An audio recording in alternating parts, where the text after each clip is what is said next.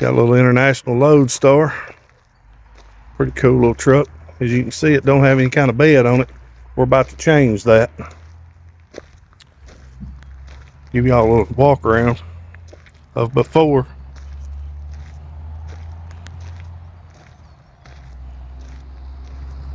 We hope to do a cool little bed on it of some sort. Not sure exactly what we're gonna do yet.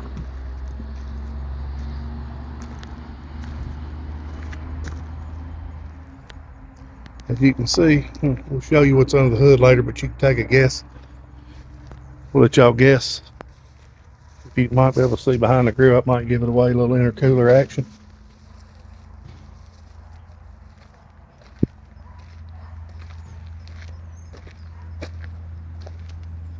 Y'all stay tuned.